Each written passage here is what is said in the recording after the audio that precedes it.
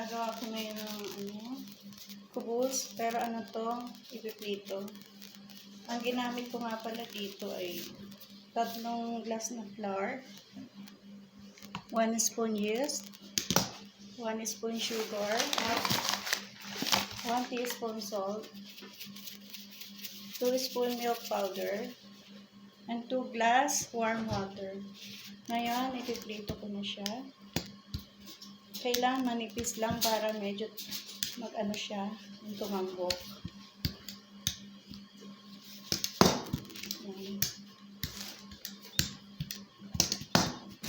Magpainit ako ng konting oil.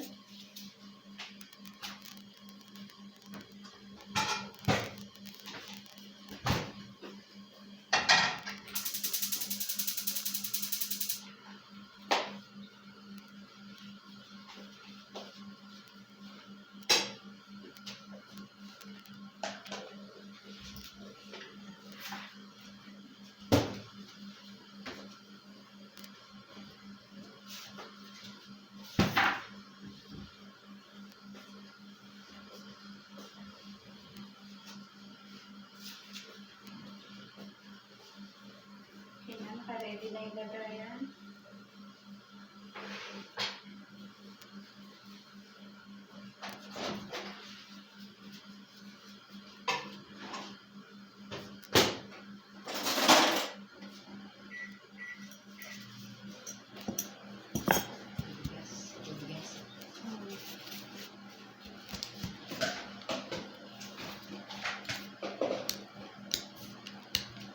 Yung harina nga pala nito, nilive ko siya ng 1 hour kasi malamig ngayon eh. Kailangan magbumbok muna siya.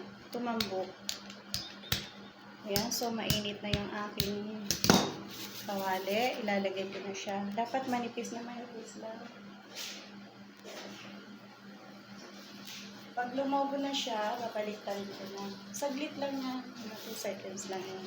Lulobo na agad.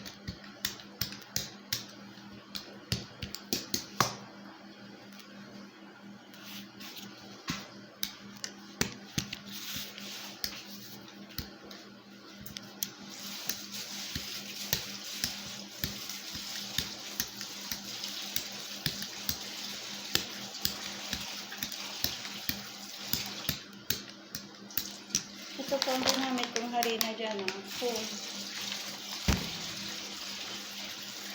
Ayan, bago na siya. Ito, babalikan ito na.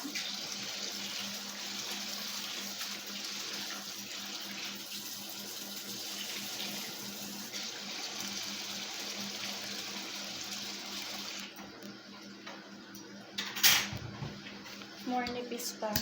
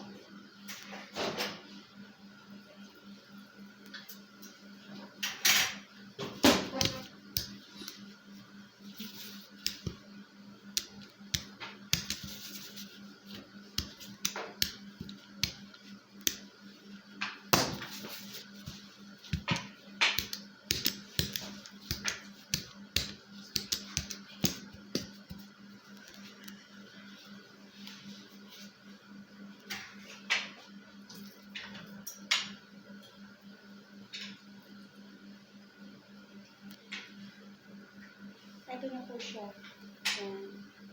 Okay, thanks for watching. Okay.